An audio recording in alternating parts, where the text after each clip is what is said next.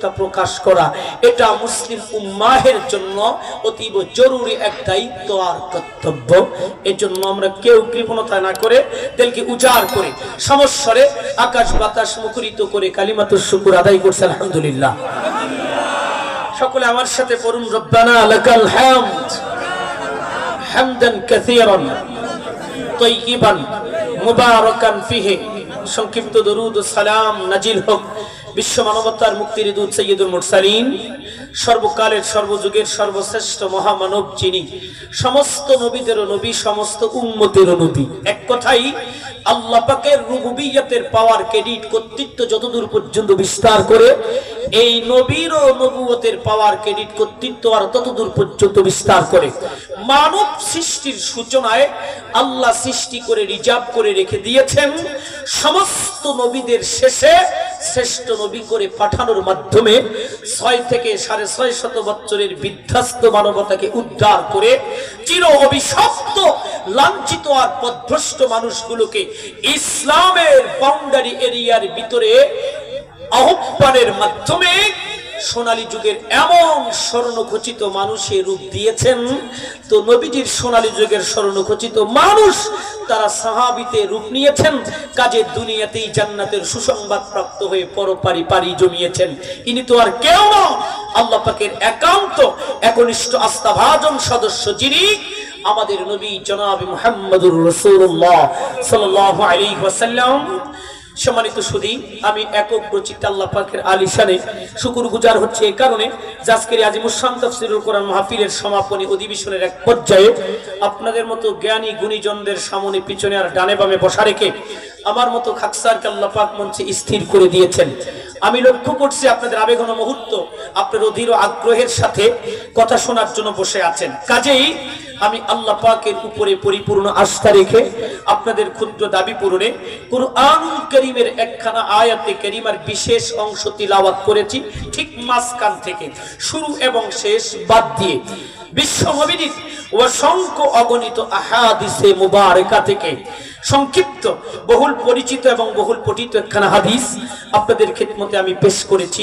দীর্ঘ কোনো আলোচনাও নয়, দীর্ঘ কোনো ভূমিকাও নয়, কর্তৃপক্ষের থেকে দেয়া নির্ধারিত সময়ের ভিতরেই সংক্ষিপ্ত বিবরণীর মাধ্যমে অতি সহজ আপনাদের মস্তিষ্কের মেমোরি কোটায় অ্যাকসেপ্ট হয় এমন সহজ সরল ভাষায় সাবলীল চিত্তে তাফসীরের ভঙ্গিকে সংক্ষিপ্ত বিবরণীর মাধ্যমে সংশ্লিষ্ট এক সাবজেক্টের উপরে কিছু কথা আলোকপাত করার চেষ্টা করব। মা তৌফিক ইল্লা বিল্লাহ। একটু আওয়াজ দিয়ে বলে আমিন।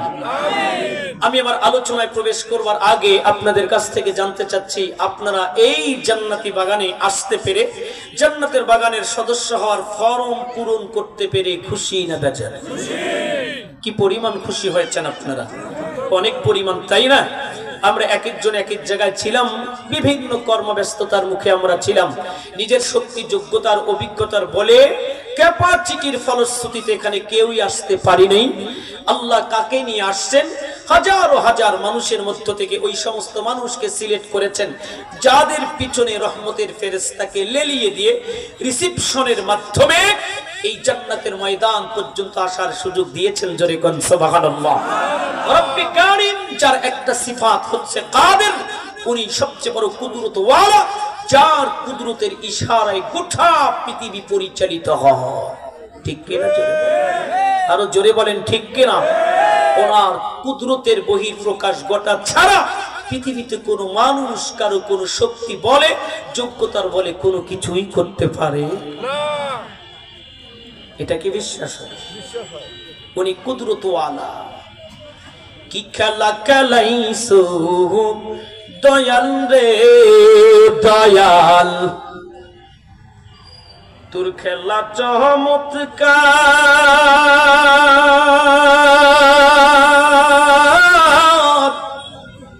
বলে না পাকে মানুষ বানাইয়া মিলাইছো বাপ জাদো রে। কি খেলা খেলাইছো দয়াল রে, জোরে বলেন খেলা কার? তুমি কাউরে দিলা 10টা সন্তান, জায়গা সম্পদ নাই, কাউরে দিলাম কোটি টাকা, একটা সন্তান নাই। টাকা করিয়ান ধন সম্পত্তি দিলা বেশি করে, আবার মরার পরে কান্দে করে কবরে নামাবে কিতারে রে।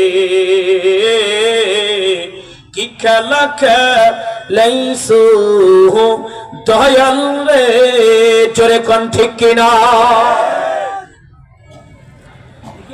তুমি কাউরে করো না জনম দুঃখী, মা বাবা কাইরা নিয়া।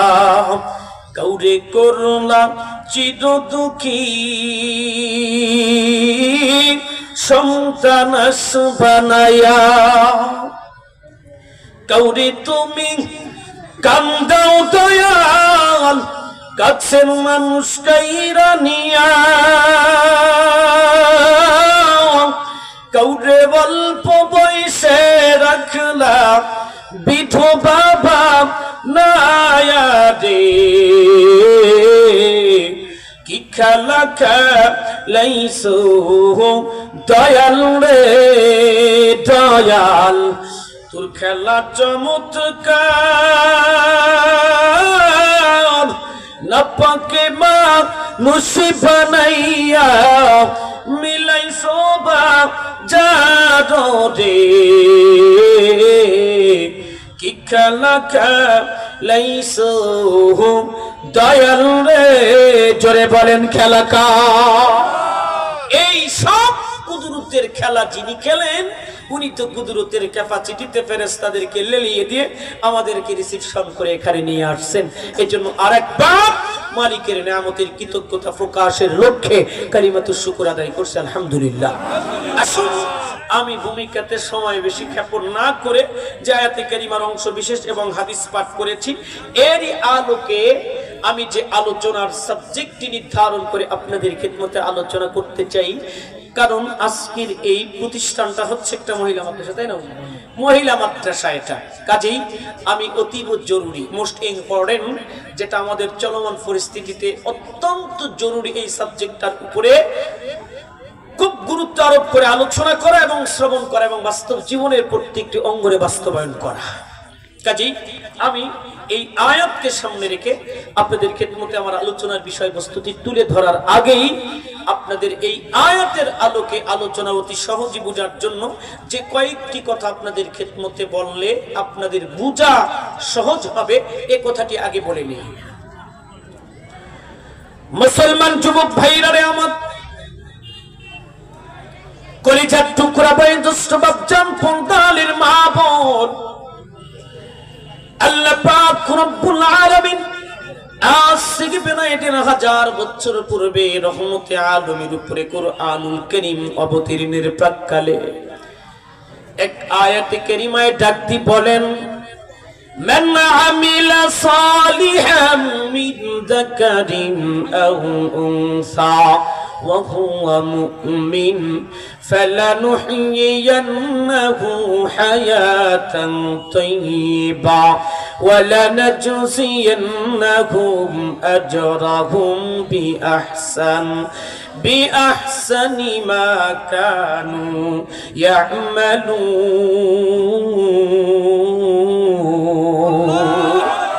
أو مسلمان ربي كريم بولن من عمل صالحا من ذكر أو أنثى, নেক আমল যারাই করবে জগতের নারী কিংবা পুরুষ, ওয়া হুয়া মুমিন, রব জানায় দেয় আমি আল্লাহ নেক আমল করবার কারণে তাদেরকে একটা সার্টিফিকেট দেই, নাম হচ্ছে মুমিন।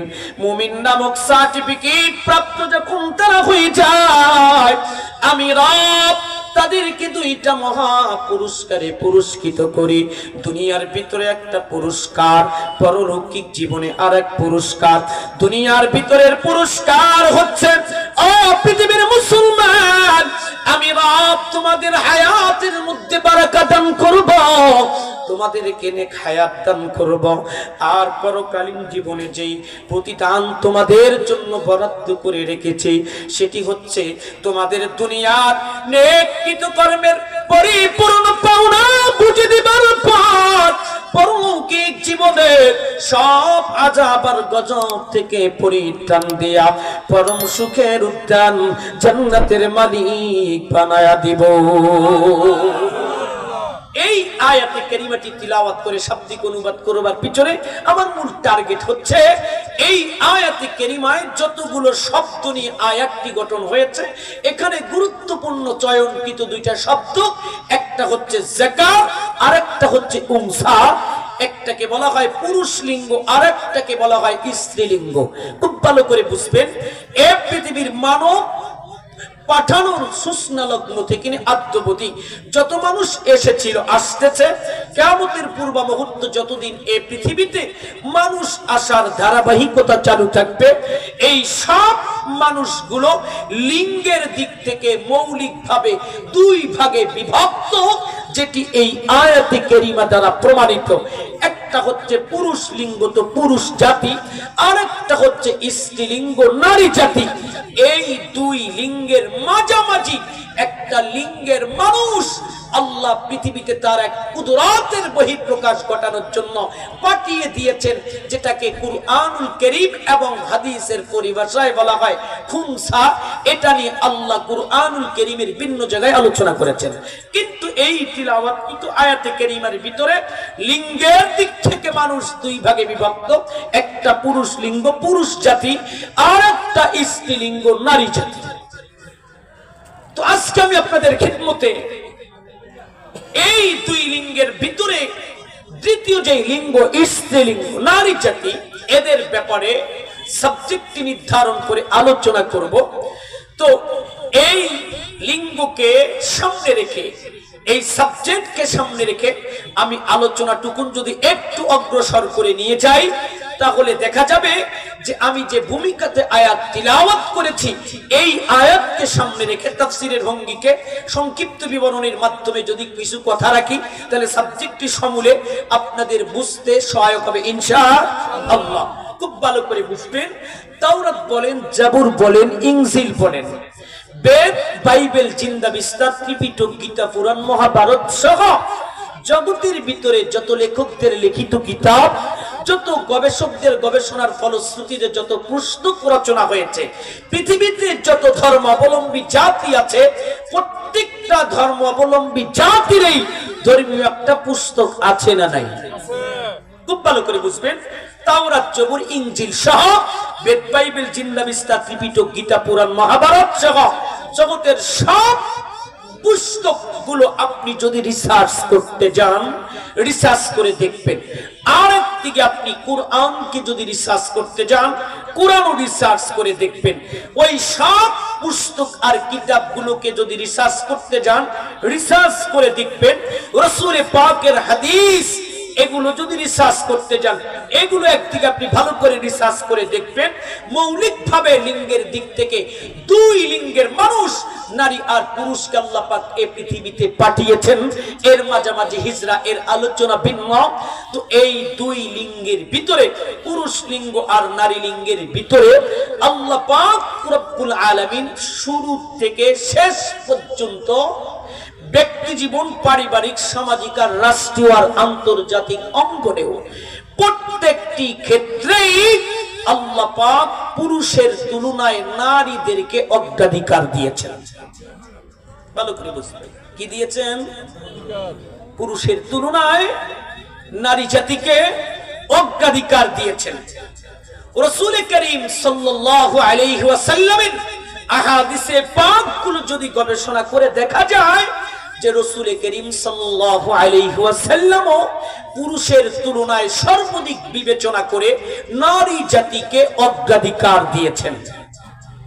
শুধু এতটুকুতেই ক্ষান্ত না, পৃথিবীতে যত ধর্মাবলম্বী জাতি আছে, আপনি ভালো করে প্রত্যেকটা ধর্মীয় জাতির ধর্মীয় যাজক, ধর্মীয় পণ্ডিতদেরকেও আপনি জিজ্ঞাসা করে দেখবেন, অন্য কোন ধর্মের লোকেরা তাদের নারী জনগোষ্ঠীকে ইজ্জত সম্মান আর মর্যাদার যেই পরিমাণ আসনে বসাইতে পারে নাই, তার থেকে কোটি কোটি গুণ বেশি, মিলিয়ন বিলিয়ন গুণ বেশি এই মুসলিম জনগোষ্ঠীর পুরুষেরা তাদের নারীদেরকে ইজ্জত করে আর সম্মান করে ভালোবাসার স্নেহ প্রীতি দিয়ে মর্যাদার সেই পরিমাণ উঁচু আসনে বসাইতে সক্ষম হয়েছেন। জোরে কোন সুবহানাল্লাহ।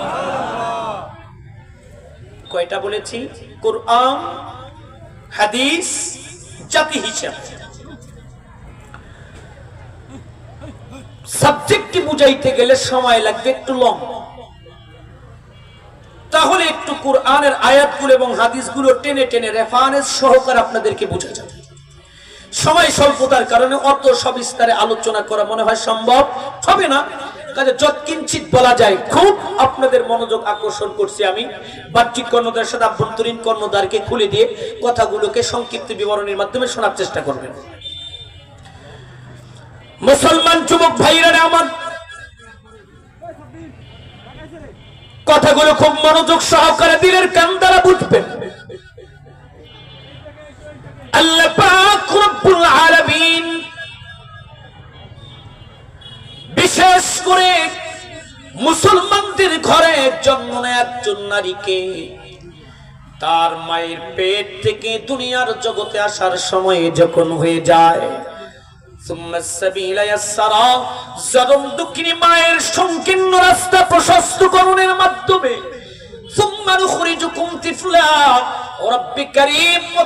বাচ্চা আকারে যখন পৃথিবীতে নিয়ে আসেন, সেই মায়ের কোলদোল্লা থেকে নিয়ে শুরু করে কবরের যাত্রী হওয়া পর্যন্ত সব দিক থেকে মুসলিম জনগোষ্ঠীর পুরুষদের তুলনায় মুসলমানের ঘরে জন্ম নেয়া নারীকে অগ্রাধিকার দিয়েছেন। জোরে জোরে কোন সুবহানাল্লাহ। মুসলমান বিস্তারিত বিবরণ দেওয়ার সময় নাই, সংক্ষিপ্ত কয়েকটা বিবরণ দিয়ে যায়। এক নম্বর বিবরণ, আল্লাহ পাক রব্বুল আলামিন জগতের ভিতরে মানুষকে পাঠায়া অসংখ্য অগণিত নিয়ামত দিয়েছেন প্রত্যক্ষ আর পরোক্ষভাবে উপকৃত হবার জন্য, দুনিয়ার সুখ শান্তি আর ভোগ বিলাস নিশ্চিত করবার জন্য। জোরে কোন ঠিক কিনা? কি পরিমাণ নিয়ামত দিয়েছেন রব পেল্লি বলেছেন, ওয়া ইন তাউদ্দু নি'মাতাল্লাহি লা তুহসুহা। বান্দা বান্দির দল, তোমার সারা জীবনের সব সময়কে অবিরাম চেষ্টার মধ্য দিয়ে ব্যয় করেও যদি আমি রবের নিয়ামতের পরিসংখ্যান বের করতে চাও, কোশ্চিন কালো সম্ভব না। এই আল্লাহ এত পরিমাণ নিয়ামত দিয়েছেন, এতটা সত্ত্বেও এই সব নিয়ামতের ভিতরে দুনিয়ার সুখ শান্তি আর সফলতা নিশ্চিত করবার জন্য অন্যতম শ্রেষ্ঠ একটা নিয়ামতের নাম হচ্ছে সন্তান। জোরে কোন ঠিক কিনা? ভূমিকাতে আমি আপনাদেরকে সঙ্গীতের মাধ্যমে বুঝাই দিয়েছি, জগতের ভিতরে কোটি কোটি টাকার মালিক কিন্তু একটা সন্তান নাই। তার ভিতরে কি পরিমাণ দুঃখ, ভয়, ভীতি আর ত্রাস কাজ করে, কি পরিমাণ হৃদয় ভাঙা অবস্থায় আল্লাহর জমিনে বান্দা চলাফেরা করে। বেশি সময় লাগবে না, একটা মাত্র রাত ওই লোকটির সাথে যাপন করে দেখবেন, গভীর ঘুমের মাঝেও দীর্ঘ শ্বাসের মাধ্যমে এমন ভাবে জানিছে বুঝাইতে চায়, আল্লাহ দীর্ঘ শ্বাস যেন তার বলে দিচ্ছে, ও মালিক, জগতের ভিতরে এত নাচ নিয়ামত আমারে দিছ, অন্যতম শ্রেষ্ঠ নিয়ামত সন্তান থেকে আমারে মাহরুম করছো। তার দীর্ঘশ্বাসে তার আফসোসের বই প্রকাশ ঘটায়। এই জন্য মুসলমান জগতের ভিতরে সুখ শান্তি নিশ্চিত করবার জন্য অন্যতম একটা বড় মাধ্যম আর নিয়ামতের নাম হচ্ছে সন্তান। এই সন্তান যে অন্যতম শ্রেষ্ঠ নিয়ামত, কুরআনুল কারীম রিসার্চ করলে পাওয়া যায়। আল্লাহর পয়গম্বর এবং রাসূলগণ যারা রব্বে কারীমের দরবারে নেক সন্তানের জন্য দোয়া করেছে, কারণ নবী রাসূলের মস্তিষ্কের মেমরি কোটাও এটা আল্লাহ পাক বিদ্যমান করে দিয়েছিলেন। জগতের সুখ শান্তি নিশ্চিত করতে চাইলে সব নিয়ামতের পাশাপাশি অন্যতম শ্রেষ্ঠ নিয়ামতের সন্তানের প্রয়োজন আছে না নাই? মুসলমান খুব ভালো করে বুঝবেন, এই এই সন্তান যখন পৃথিবীতে আসে আল্লাহ পাক সুন্দর করে বুঝায় দিয়েছেন ওয়াইদা বুশিরা আহাদুকুম বিল উনসা যাল্লাত ওয়াজহুহু মুসওয়াদ্দান ওয়া হুয়া কাযিব। ও পৃথিবীর মানুষ, মূর্খতার যুগ আর বর্বরতার যুগের লোকদেরকে আমি আল্লাহ যখন কন্যা সন্তান দান করে সুসংবাদ দিতাম, তাদের চেহারা বিকৃত হয়ে যেত। তারা একে অপরের থেকে তাদের চেহারাকে লুকায় রাখতো, যাতে করে কন্যা সন্তানের অভিশপ্ত পিতা বলে আমারে কেউ না জানে আর না দেখে। অথচ রব্বি কারীম কুরআনুল কারীমের আলিফ লাম মিম থেকে শুরু করে সূরা নাসের মুমতিন পর্যন্ত কোন মানুষকে পুত্র সন্তান দান করে সুসংবাদ দেয় এমন কোন প্রমাণ কুরআনে খুঁজে পাওয়া যায় না। কিন্তু একটা মা বাবাকে জগতের সুখ শান্তি নিশ্চিত করবার জন্য অন্যতম শ্রেষ্ঠ একটা নিয়ামত সন্তান, যখন কন্যা সন্তান দান করে, কন্যা সন্তান দান করবার মাধ্যমে জগতের মা বাবাগুলোকে আল্লাহ পাক সুসংবাদ দিয়ে দাও। এই আয়াতটি প্রমাণ করে দেয় মুসলমানের ঘরে জন্ম নেয়া নারীকে আল্লাহ পাক রব্বুল আলামিন পুরুষের তুলনায় অগ্রাধিকার দিয়েছেন। সংক্ষিপ্ত দ্বিতীয় নাম্বার বিবরণ মুসলমান খুব ভালো করে বুঝবেন। আল্লাহ পাক রব্বুল আলামিন কুরআনুল কারীমে বলেন ইউসিকুমুল্লাহু ফি আওলাদিকুম লিযযাকারি মিসলু হাদ্দিল উনসায়াইন। এই আয়াতে কারিমা মূলত মা বাবার রেখে যাওয়া পরিত্যাজ্য সম্পদ ভাই এবং বোনের মাঝখানে বন্টন করবার মতো মূলনীতি। কিন্তু এই আয়াতে কারিমা তিলাওয়াতের মাধ্যমে আপনাদেরকে আমি বুঝাইতে চাই, এই আয়াতে কারিমা শুধু মা বাবার রেখে যাওয়া পরিত্যাজ্য সম্পদ বন্টনের মূলনীতি না, এই আয়াতে কারিমা অবতীর্ণের মাধ্যমেও আল্লাহ পাক পৃথিবীর মুসলিম জনগোষ্ঠীকে জানায় দিয়েছেন মুসলমানের ঘরে জন্ম নেয়া নারীকে আল্লাহ পাক রব্বুল আলামিন পুরুষের তুলনায় সব দিক থেকে অগ্রাধিকার দিয়েছেন। জোরে জোরে কান সুবহানাল্লাহ। বলে এই আয়াতের মাধ্যমে আপনি নারী অগ্রাধিকার কি করে বয়ান বুঝাবেন, খুব ভালো করে বুঝবেন। আল্লাহ বলেছেন যে মা বাবা যেই সম্পদ রেখে যাবে সর্বপ্রথমত তিনটা কাজ করতে হবে। এক নাম্বার তাদের দাপন কার্য সম্পাদন, ঋণ রেখে গেলে পরিশোধ, বৈধ পন্থায় যদি কোনো ওসিয়ত করে যায় এই ওসিয়ত পূরণ, দাফন কার্য, ঋণ পরিশোধ আর ওসিয়ত পূরণের পরে যেই সম্পদটুকু থাকবে ছেলে আর মেয়ে মিলে যদি থাকে তাহলে এটা বন্টন করবার মূলনীতি হচ্ছে দুই বোন পরিমাণ এক ভাই পাবে। ভালো করে বুঝবেন কি পাবে? দুই বোন পরিমাণ, দুই বোন পরিমাণ। মুসলমান খুব ভালো করে বোঝার চেষ্টা করবেন। এই আয়াতে কারিমার মাধ্যমে নারী অগ্রাধিকার কেমনে প্রমাণ করা যায়? আল্লাহ পাক রব্বুল আলামিন আয়াতে কারিমার ভিতরে এক ভাই পরিমাণ দুই বোনের কথা উল্লেখ করেন নাই, দুই বোন পরিমাণ এক ভাই। আল্লাহ পাক রব্বুল আলামিন বুঝাইতে চান ও জগতের মানুষ, মা বাবার রেখে এটা অপরিত্যাজ্য সম্পদ দাপন কার্য, ঋণ পরিশোধ আর বৈধ ওসিয়ত পূরণের পর সর্বপ্রথম বোনের অংশকে নির্ধারণ করতে হবে, এরপরে ভাইয়ের অংশ। এই জন্য আল্লাহ পাক বলেছেন লিযযাকারি মিসলু হাদ্দিল উনসায়াইন, একজন পুরুষ ওই পরিমাণ পাবে যেই পরিমাণ দুই বোন পাবে। জোরে জোরে কান সুবহানাল্লাহ। খুব ভালো করে বুঝবেন মুসলমান, এই আয়াতে কারিমা অবতীর্ণের মাধ্যমে একদিক থেকে যেমন মা বাবার পরিত্যাজ্য সম্পদ বন্টনের মূলনীতি পাওয়া যায়, আর একদিক থেকে নারীর অংশ আগে নির্ধারণ করেছেন, নারী অগ্রাধিকার প্রমাণিত হয়ে যায়। ওরে মুসলমান, এখন আপনারা প্রশ্ন করতে পারেন হুজুর এখানে নারী অগ্রাধিকার কেমনে হয়? এখানে পুরুষের সমানও না অথচ পুরুষের চেয়েও বেশিও না, সব দিক থেকে দেখা যাচ্ছে পুরুষের তুলনায় অর্ধেক সম্পদ একজন মেয়েকে দেওয়া হলো, কিন্তু কি করে অগ্রাধিকার প্রমাণ করবে? খুব ভালো করে একটা উদাহরণ দিলে বুঝে আসবে মুসলমান। মনে করবেন যে হুজুর পাটের ব্যবসায়ী, পাট ব্যবসা করে, ইনি ধান ব্যবসায়ী, ধানের ব্যবসা করে, তারাগঞ্জ থেকে পাটের ব্যবসা করে 1000 টাকা আয় করছে, ইনি ধানের ব্যবসা করে 2000 টাকা আয় করছে বাজারে গদিতে বসে। বলুন তো দেখি অর্থনৈতিক অবস্থা কার ভালো, হুজুরের না এনার? ভালো করে বলেন, কার? কার? এনার। কারণ 2000, তাই না? ভালো করে বলছেন তো? খুব ভালো করে বোঝার চেষ্টা করবেন। এই 2000 টাকা গদিতে লাভ করবার পর লেবার পেমেন্ট, গদি খরচ সবকিছু শেষ করে বাড়ি পর্যন্ত নিয়ে গেছে 500 টাকা। হুজুর 1000 টাকা গদিতে লাভ করে লেবার পেমেন্ট, গদি খরচ সবকিছু শেষে বাড়ি পর্যন্ত নিয়ে গেছে 700 টাকা। ভালো করে বলুন দেখি হুজুরের অর্থনৈতিক অবস্থা ভালো না? না একটু আগে তো বলেন না? মুসলমান খুব ভালো করে বোঝার চেষ্টা করবেন। আয়ের উৎস দেখলেই হবে না, খাত দেখতে হবে ব্যয়ের আছে কিনা। আয়ের উৎস থেকে আয় আসবে, কিন্তু ব্যয়ের যে খাতগুলো আছে, খাত পূর্ণ করার পর অবশিষ্ট যেটা হাতে বাকি থাকবে এটাই হচ্ছে লভ্যাংশ। জোরে কোন ঠিক কিনা?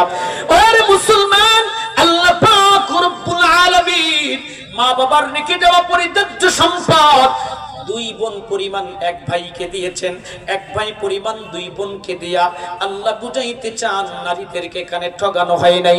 গভীরভাবে হিসাব নিকাশ করলে দেখা যায় ভাইয়ের অর্ধেক সম্পদ বোনকে দেওয়ার পরেও বোনরাই অগ্রাধিকার পায়। জোরে জোরে কোন সুবহানাল্লাহ। ভালো করে বুঝবেন, একটা পুত্র সন্তান আর একটা কন্যা সন্তান, একটা কন্যা সন্তান জন্মের পর থেকে নিয়ে শুরু করে তাকে অন্যতে পাত্রস্থ করার আগ পর্যন্ত, বিয়ে দেওয়ার আগ পর্যন্ত তার সমস্ত খরচ খরচা দায়িত্ব থাকে তার মা বাবার কাঁধে। ঠিক কিনা? মা বাবার কাঁধে সব দায়িত্ব। এমন অবস্থায় মেয়েটা যদি কোটি টাকার মালিক হয়, মা বাবার জন্য ওই মেয়েটার অনুমতি ছাড়া 1 টাকা খরচ করার কোনো বৈধতা নাই, অনুমতি নাই। আল্লাহ না করুন মা বাবা দুনিয়া থেকে চলে গেলে বড় ভাই থাকলে তার কাঁধে সমস্ত দায়িত্ব পড়ে যায়। বড় ভাইকে সব দায়িত্ব পালন করতে হয়। বড় ভাই দায়িত্বে থাকাকালীন পাত্রস্থ পর্যন্ত কোটি টাকার মালিক যদি মেয়েটা হয়ে যায়, তার অনুমতি ছাড়া ভাইয়ের জন্য খরচ করার অনুমতি নাই। স্বামীর ঘরে যখন চলে গেল, সব দায়িত্ব স্বামীর কাঁধে চলে গেল। স্বামীর সম্পদের বাহিরে পার্সোনাল ভাবে কোটি টাকার মালিক যদি এই কন্যা সন্তান, এই নারী হয়ে যায়, ওই নারীর অনুমতি ছাড়া তার স্বামীর জন্য ব্যবহার করা, স্বামীর জন্য খরচ করার কোনো বৈধতা নাই। মুসলমান, আল্লাহ না করুন স্বামী যদি দুনিয়া থেকে চলে যায়, বড় সন্তানের কাঁধে সব দায়িত্ব চলে আসে। সন্তান তারা দেখাশোনা করবে। সন্তানের ঘরে থাকাকালীন পার্সোনাল ভাবে কোটি টাকার মালিকও যদি হয়, মায়ের অনুমতি ছাড়া সন্তানের জন্য ব্যবহার করার কোনো বৈধতা নাই। এইভাবে একটা কন্যা সন্তান জন্মের পর থেকে কবর পর্যন্ত, মিনাল মাহদি ইলাল লাগাত, মায়ের কোলদোলনা থেকে কবর পর্যন্ত অন্যের দায়িত্বে থেকে অন্যের কাঁধের উপরে ভর করে করে কবর পর্যন্ত চলে গেল। আর একটা পুত্র সন্তান প্রাপ্তবয়স্ক হওয়া পর্যন্ত তার সার্বিক দায়িত্ব থাকে মা বাবার কাঁধে। প্রাপ্তবয়স্ক হয়ে যাবার পর এই সন্তানটাকে ইনকাম করে নিজের প্রতি লক্ষ্য করতে হয়। বিবি বাচ্চা, মা বাবা, ভাই বোন, আত্মীয় স্বজন সবাইকে সামলাইতে হয়। হিসাব নিকেশ করে দেখবেন মা বাবার রেখে দেওয়া পরিত্যাজ্য সম্পদ থেকে 2 বোন পরিমাণ 1 ভাই পাইলেও তার অনেকগুলো ব্যয়ের খাত। অর্ধেক পেলেও বোনের কোনো খাত নাই। গভীর মনোযোগ দিয়ে বোঝার চেষ্টা করবেন। ধান ব্যবসায়ী আর পাট ব্যবসায়ীর আয়ের উৎস দেখেই শুধুমাত্র নির্ণয় করা যায় না অর্থনৈতিক অবস্থা কার ভালো। ব্যয়ের খাত পূরণ করবার পর অবশিষ্টের উপরে বিবেচনা করে বলতে হয় অর্থনৈতিক অবস্থা কার ভালো। এই জন্য আল্লাহ পাক রব্বুল আলামিন পৃথিবীর মানুষকে বুঝাইতে চায়, মা বাবার রেখে দেওয়া পরিত্যাজ্য সম্পদ 1 ভাই পরিমাণ 2 বোনকে দিয়া আল্লাহ পাক নারীদেরকে ঠগান নাই। এই অর্ধেক দেবার পরেও নারীদেরকে অগ্রাধিকার দিয়েছেন। জোরে জোরে কোন সুবহানাল্লাহ।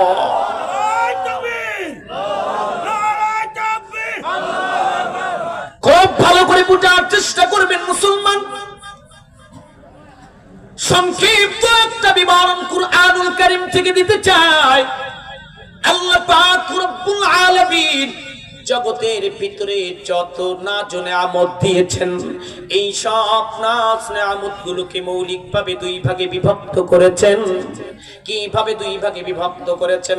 আল্লামা আনোয়ার শাহ কাশ্মীরি রাহমাতুল্লাহি আলাইহি লিখেছেন কিতাবের ভিতরে, আল্লাহ পাক রব্বুল আলামিন জগতের সব নেয়ামত গুলোকে দুই ভাগে বিভক্ত কইরা এক ভাগ দান করেছেন মা বাবাকে, আর পৃথিবীর বাকি অর্ধেক সব নেয়ামত মিলে অর্ধেক আর এক ভাগ। ভালো করে বুঝবেন, পৃথিবীর সব নিয়ামত গুলো হচ্ছে মৌলিক ভাবে দুই ভাগে বিভক্ত। এক ভাগ হচ্ছে জনম দুঃখিনী মা বাবা, আর বাকি সব নিয়ামত গুলো হচ্ছে আর অর্ধেক আর এক ভাগ।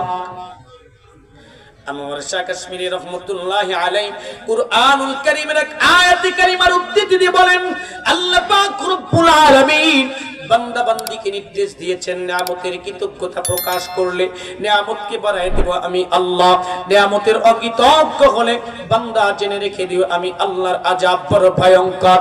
মানে আল্লাহ পাক রব্বুল আলামিন বুঝাইতে চায়, নিয়ামতের অকৃতজ্ঞ হলে নিয়ামতকে সংকুচিত করে দিবেন কে? এই আয়াতে কারিমার ভিতরে আল্লাহ পাক রব্বুল আলামিনের নিয়ামতের কৃতজ্ঞতা প্রকাশ করার ওয়াজ শোনা যায়, বোঝা যায়।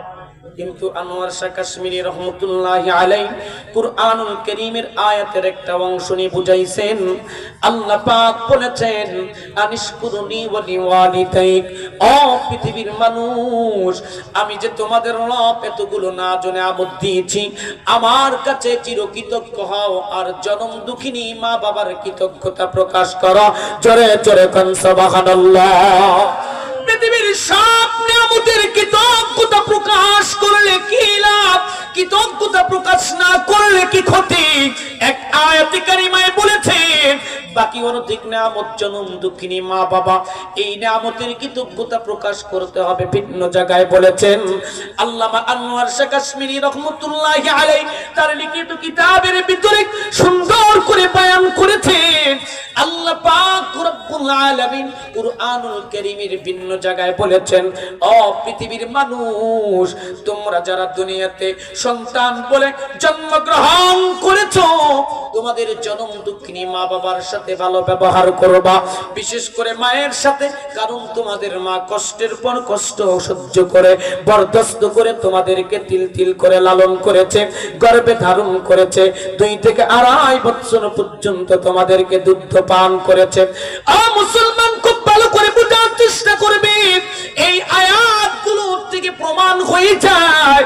আল্লামা আনোয়ার শাহ কাশ্মীরি রাহমাতুল্লাহি আলাইহি তিনার কিতাবে লিখেছেন, আল্লাহ পাক রব্বুল আলামিন আনিশকুরুনি ওয়া লিওয়ালিদাইক, এই আয়াতের মাধ্যমেও পৃথিবীর মুসলমানদেরকে বুঝাইছেন, মুসলমানের ঘরে জন্ম নেয়া পুরুষের তুলনায় নারীদেরকে জন্মের পর থেকে মৃত্যুর আগ পর্যন্ত সব দিক থেকে অগ্রাধিকার দিয়েছেন। জোরে জোরে কোন সুবহানাল্লাহ। ও মুসলমান, খুব ভালো করে বোঝার চেষ্টা করবে, কুরআন থেকে সংক্ষিপ্ত 3 বিবরণ, হাদিস থেকে সংক্ষিপ্ত কয়েকটা বিবরণ দিয়ে মূল আলোচনায় প্রবেশ করতে চাই। ভালো করে বোঝার চেষ্টা করবেন। এই আয়াতে কারিমাগুলোর থেকে পরিষ্কার বোঝা গেল, মুসলমানের ঘরে জন্ম নেয়া নারীকে পুরুষের তুলনায় অগ্রাধিকার দিয়েছেন কে? আল্লাহ রাসূল কেমনে অগ্রাধিকার দিয়েছেন, সংক্ষিপ্ত বিবরণ আপনাদের মনোযোগ আকর্ষণ করেছি। 1 নাম্বার বিবরণ, রাসূলের সাহাবী জিজ্ঞাসা করেছেন, মান আহাক্কু বিবিররিন ইয়া রাসূলুল্লাহ। হাদিস কিন্তু হাজারের ঊর্ধ্বে আমরা শুনেছি, কিন্তু বুঝার জন্য বলি। সাহাবী রাসূল জিজ্ঞাসা করেছেন, আমার থেকে সবচেয়ে বেশি উত্তম আচরণ পাওয়ার হকদার কে? নবীজি বলেছেন, উম্মুকা, তোমার মা। এরপরে সাহাবী রাসূল বলেছেন, সুম্মা মান? এরপরে কি পয়গম্বর? নবী বলেছেন, উম্মুকা, তোমার মা। সাহাবী আবার বলেছেন, সুম্মা মান? এরপরে কি? নবী বলেছেন, উম্মুকা, তোমার মা। এরপরে নবী বলেন, এরপর সাহাবী বলেছেন, সুম্মা মান? এরপরে কে? নবীজি বলেছেন, সুম্মা আবাকা, এরপরে তোর বাবা। এই হাদিসটি ভালো করে বিবেচনা করে দেখবেন, 3 বার জনম দুঃখিনী মায়ের আলোচনা, 4বার বাবার আলোচনা। বিশ্ব নবীজির এই হাদিসটি তো প্রমাণ করে দেয়, আল্লাহ পাক রব্বুল আলামিন যেমনে একটা মুসলমানের ঘরে জন্ম নেয়া কন্যা সন্তানকে পুরুষের থেকে সব দিক থেকে অগ্রাধিকার দিয়েছেন, আল্লাহর পয়গম্বর মুসলমানের ঘরে জন্ম নেয়া নারীকে পুরুষের তুলনায় জন্মের পর থেকে নিয়ে কবর পর্যন্ত অগ্রাধিকার দিয়েছেন। জোরে জোরে কোন সুবহানাল্লাহ। খুব ভালো করে বোঝার চেষ্টা করবেন মুসলমান। 2 নম্বর বিবরণ, আল্লাহ রাসূল সাল্লাল্লাহু আলাইহি ওয়াসাল্লাম বলেন, ও উম্মতের দল, আল জান্নাতু তাহতা আকদামিল উম্মাহাত। সন্তান বলে পৃথিবীতে যারা জন্মগ্রহণ করেছে প্রত্যেকটা সন্তানের জান্নাতকে আল্লাহ পাক রব্বুল আলামিন জননীর পদতলে রেখে দিয়েছেন। জোরে কোন সুবহানাল্লাহ। তোমার জান্নাত তোমার পীর সাহেবের পদতলে নাই, তোমার জান্নাত তোমার সন্তানের পদতলে নাই, তোমার জান্নাত তোমার উস্তাদের পদতলে নাই, তোমার জান্নাত তোমার বাবার পায়ের নিচে এটাও কিন্তু নাই। তোমরা সন্তান বলে জন্মগ্রহণ যারা পৃথিবীতে করেছ, তোমাদের জান্নাত আল্লাহ পাক রব্বুল আলামিন তোমাদের দুখনির পদতলে রেখে দিয়েছেন। জোরে জোরে কোন সুবহানাল্লাহ। ও মুসলমান, বিশ্বনবীর এই হাদিস থেকে প্রমাণ পাওয়া যায় আল্লাহর পয়গম্বর মুসলমানের ঘরে জন্ম নেয়া নারীদেরকে পুরুষের তুলনায় অগ্রাধিকার দিয়েছেন। জোরে জোরে কোন সুবহানাল্লাহ। খুব ভালো করে বোঝার চেষ্টা করবেন মুসলমান। আল্লাহ পাকের পয়গম্বর বলেছে, ও যুবকের দল, ভালো করে মনোযোগ দিয়ে শোনো। আল্লাহ পাক রব্বুল আলামিন এই পৃথিবীতে যত নিয়ামত দিয়েছেন, আদ-দুনিয়া কুল্লুহা মাতা ওয়া খায়রু মাতা'id দুনিয়া আল মারআতুস সালিহা। যুবকরে, পৃথিবীর মধ্যে তোমার জন্য যত নিয়ামত রয়েছে, পৃথিবীর সব নিয়ামতের ভিতরে উৎকৃষ্ট নিয়ামত হচ্ছে তোমাদের নেককার বিবি। জোরে জোরে কোন সুবহানাল্লাহ। তোমাদের জন্য জগতের উৎকৃষ্ট নিয়ামত নেককার বিবি। এই বিবি যদি হয় নারী না পুরুষ? কথা বলেন না, জোরে বলেন। আল্লাহর পয়গম্বরের এই হাদিস পাকের থেকে প্রমাণ পাওয়া যায় পুরুষের জন্য জগতের উৎকৃষ্ট নিয়ামত যেই নারী, এই কথা নবীজি বয়ান করে প্রমাণ করে দিয়েছেন। মুসলমানের ঘরে জন্ম নেয়া নারীকে পুরুষের তুলনায় অগ্রাধিকার দিয়েছেন বিশ্ব নবী জনাবে মুহাম্মদুর রাসূলুল্লাহ সাল্লাল্লাহু আলাইহি ওয়াসাল্লাম। জোরে জোরে কোন সুবহানাল্লাহ। সংক্ষিপ্ত বিবরণ ভালো করে বোঝার চেষ্টা করব মুসলমান। আল্লাহ পয়গম্বরের কাছে 3টি জিনিস অধিক প্রিয় ছিল। এর ভিতরে 1 নম্বর ছিল নামাজ, নাম্বার 2 হচ্ছে খুশবু সুগন্ধি, নাম্বার 3 হচ্ছে নারী। আল্লাহর পয়গম্বরের কাছে যেই 3টি জিনিস অধিক প্রিয় ছিল, এই 3-এর অন্তর্ভুক্ত নারী আছে না নাই? এই হাদিস থেকেও প্রমাণ পাওয়া যায় আল্লাহ পাকের পয়গম্বর পুরুষের তুলনায় নারীকে অগ্রাধিকার দিয়েছেন। আর মুসলমান, খুব ভালো করে বোঝার চেষ্টা করবেন। কুরআন থেকে 3টা সংক্ষিপ্ত বিবরণ, হাদিস থেকে অনেক বিবরণ দেয়া যাবে। সময় সংকটার কারণে দীর্ঘ বিবরণের দিকে যাইতে চাচ্ছি না। আমি কুরআন বনাম হাদিস থেকে এতটুকুন বুঝাইতে আপনাদেরকে সক্ষম কতটুকুন হয়েছে জানি না। মুসলমানের ঘরে জন্ম নেয়া নারীকে পুরুষের তুলনায় আল্লাহ পাক রব্বুল আলামিন সব দিক থেকে যেমন অগ্রাধিকার দিয়েছেন, নবী জনাব মুহাম্মদুর রাসূলুল্লাহ সাল্লাল্লাহু আলাইহি ওয়াসাল্লাম অগ্রাধিকার দিয়েছেন। ও মুসলমান, পৃথিবীতে যত মতাদর্শ আছে, ইসলামিক মতাদর্শকে একদিকে রাখা সব মতাদর্শকে আপনি রিসার্চ করে দেখবেন, অন্য কোন ধর্মের মধ্যে নারীরা যেই পরিমাণ ইজ্জত সম্মানের ভিতরে নাই, তার থেকে অনেক গুণ বেশি ইজ্জত আর সম্মানের ভিতরে মুসলমানদের নারী আছে। জোরে জোরে কোন ঠিক কিনা? এতক্ষণ পর্যন্ত আপনাদের এই নারী অগ্রাধিকারের সংক্ষিপ্ত বিবরণগুলো দেওয়ার পিছনে আমার মূল মিশন, আমার মূল টার্গেটটা কি, সেই টার্গেট পর্যন্ত আমি বর্তমান চলে আসছি। খুব ভালো করে বুঝবেন। এখন যদি মুসলমানের ঘরের নারী চিন্তা করে, আমরা তো অনেক উপরের লোক। আল্লাহ পাক আমাদেরকে অগ্রাধিকার দিয়েছেন, নবীজি অগ্রাধিকার দিয়েছেন। কুরআন হাদিসের ভিতরে আমাদের অগ্রাধিকারের আলোচনা পাওয়া যায়। এখন তো চলে অনেক দূরে, আমাদের পিছে থাকা চলবে না। এতদিন আবদ্ধ করেছিলাম, এতদিন পুরুষের উপরে জোর গলায় বলতে চাইলেও বলতে পারি নাই। এতদিন পর্যন্ত পরাধীনতার জিন্দেগি আবদ্ধ ছিলাম। সব দিক থেকে আমাদের অগ্রাধিকার প্রমাণিত হয়ে গেছে। কাজে আমরা কি হয়ে গেলাম, এখন আমরা ওপেনলি আরো সামনে অগ্রসর হওয়ার চেষ্টা করব। আমাদেরকে মর্যাদা দিয়েছেন আল্লাহ, মর্যাদা দিয়েছেন রাসূল।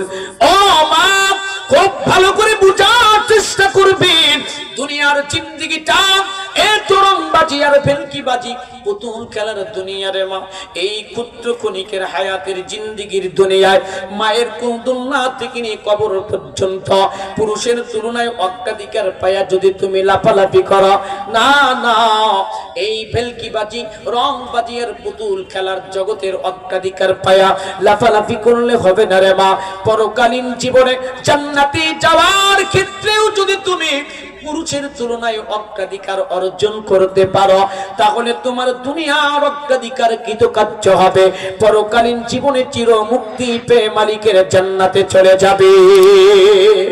কিন্তু দুনিয়াতে অগ্রাধিকার পাইছো, এটা নিয়ে যদি তুমি লাফালাফি করো আর পরকালে জান্নাতে যাওয়ার ক্ষেত্রে অগ্রাধিকার অর্জনের জন্য তোমার জন্য যা করণীয় এগুলো সব পিছনে ঠেলে দিয়া যদি লাফাও, তাহলে দুনিয়ার অগ্রাধিকার দিয়ে তোমার কোনো কাজে আসবে না, তুমি অকৃতকার্য হবে, পরকালীন জীবনে গজব থেকে মুক্তি পেয়ে জান্নাতেও যেতে পারবে না। তাহলে এতক্ষণ পর্যন্ত তারা খুশি হইল যে আমরা সব দিক থেকেই উপরে, এখন আবার তো দেখি প্যাঁচ লেগে গেল। খুব ভালো করে বোঝার চেষ্টা করবেন মুসলমান। আমি ভূমিকাতে যে আয়াতে কারিমার অংশ বিশেষ তিলাওয়াত করেছি, আল্লাহ পাক রব্বুল আলামিন মুসলমানের ঘরে জন্ম নেয়া নারীদেরকে এমন একটা পরিষ্কার জিনিস বুঝাইতে চেয়েছেন। এই জিনিসটা মুসলমানের ঘরে জন্ম নেয়া নারী যদি বুঝতে সক্ষম হয়, তাহলে পৃথিবীর এই আত্মমর্যাদা বোধের উপরে অটুট থেকে কবর পর্যন্ত চলে যাবে, পরকালের কোনো গজব তারে স্পর্শ করবে না। এক কথাই সব গজব থেকে সমূলে পরিত্রাণ পেয়ে মালিকের পরম সুখীর উদ্যান জান্নাতের স্থায়ী মালিকানার সার্টিফিকেট পেয়ে যাবে। এখন যদি মুসলমান মা বোনেরা জিজ্ঞাসা করে কেমনে পাবো, দুনিয়াতে যেমনে অগ্রাধিকার পাইছি পরকালে কেমনে অগ্রাধিকার পাইব, কেমনে পাইব? আল্লাহ পাক রব্বুল আলামিন বলেন, যদি তোমরা দুনিয়ার পাশাপাশি পরকালের জীবনে জান্নাতে যাওয়ার ক্ষেত্রে পুরুষের তুলনায় অগ্রাধিকার পাইতে চাও, তাহলে ও নারীর দল তোমাদেরকে একটা সার্টিফিকেট অর্জন করা লাগবে। জোরে বলেন, কি অর্জন করা লাগবে? সার্টিফিকেট অর্জন করা লাগবে। বলে সার্টিফিকেটটা আবার কি? আল্লাহ পাক রব্বুল আলামিন বলেন, ফাসসালিহাত, ও মুসলমানের ঘরে জন্ম নেয়া নারী, তোমাকে যে সার্টিফিকেটটা অর্জন করতে হবে, এই সার্টিফিকেটটার নাম হচ্ছে সতী। কি নাম? সতী। জোরে বলেন, কি নাম? এখন যদি মুসলমানের ঘরে জন্ম নেয়া নারী জানতে চায় দুনিয়ার পাশাপাশি জান্নাতে যাওয়ার ক্ষেত্রে আমি অগ্রাধিকার অর্জন করতে চাইলে সতী নামক সার্টিফিকেট নাকি অর্জন করতে হবে, এটা কোথায় অর্জন করব? বলে প্রাক primary, high school, college, university, এমনকি গোটা পৃথিবী পুরা ওয়ার্ল্ডের ভিতরে মুসলমানদের তৈরি মিশরের আল আজহার, খ্রিস্টানদের তৈরি আমেরিকার অক্সফোর্ড, বলে না না, প্রাক প্রাইমারি থেকে নিয়ে অক্সফোর্ড আর আজহার পর্যন্ত গেলেও তুমি এই সার্টিফিকেট অর্জন করতে পারবা না।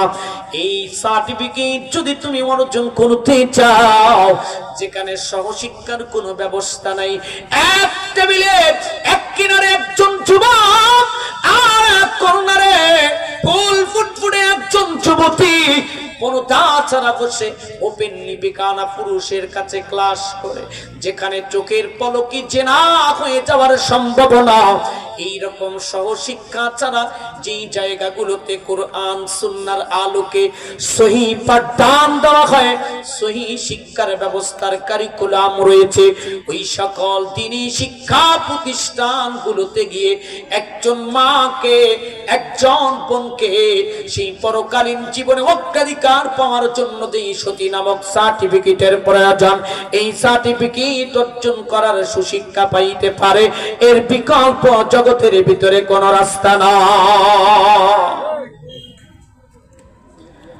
বলে প্রাইমারি, হাই স্কুল, কলেজ, ইউনিভার্সিটিতে গেলে আমি সতী নামক সার্টিফিকেট কেন অর্জন করতে পারবো না? আমি বলবো তুমি তোমার জাগতিক বিদ্যার সেই বিদ্যালয়গুলোকে দেখাও। সহশিক্ষা ছাড়া কোনো বিদ্যালয় আছে? যেখানে সহশিক্ষা আছে সেখানে জেনার সম্ভাবনা আছে, যেখানে সহশিক্ষা থাকার কারণে জেনার সম্ভাবনা রয়েছে, সেই জায়গায় শিক্ষা গ্রহণ করে সতী নামক সার্টিফিকেট অর্জন করা সম্ভাবনা। বলে সতী নামক সার্টিফিকেট অর্জন আমি করতে চাই। বলে শুধু অর্জন করতে চাইলেও হবে না, সেই রকম পরিবেশে যাওয়া লাগবে। কিন্তু এই সার্টিফিকেটটা রব্বি কারীম দান করবে মুসলমানের নারীদেরকে দুইটা শর্তের উপরে। জোরে বলেন কয় শর্ত? রব্বি কারীম বলেন ফাসসালিহাতু কানিতাতুন হাফিযাতুন লিল গায়বি বিমা হাফিজাল্লাহ। সতী নামক সার্টিফিকেট যদি কোন নারী অর্জন করতে চায়, প্রথম শর্ত হচ্ছে ব্যক্তি জীবন থেকে নিয়ে আন্তর্জাতিক জীবন পর্যন্ত জীবনের প্রত্যেকটি অঙ্গনে নিজের সতীত্বকে হেফাজত করতে সচেষ্ট থাকতে হবে। জোরে কোন মারহাবা। ব্যক্তি জীবন থেকে আন্তর্জাতিক মেহমান চলে আসছে, একটা সিগন্যাল দিবেন না? এটা তো মেহমানকে নিয়ে এসে সিস্টেম হুজুরকে বসায় কথা বলা। তাহলে আমি আয়াতের অর্থটা করছি, মেহমান যদি চলে আসছে, মেহমানকে বসায় তো কথা বলা যাবে না, তাই না?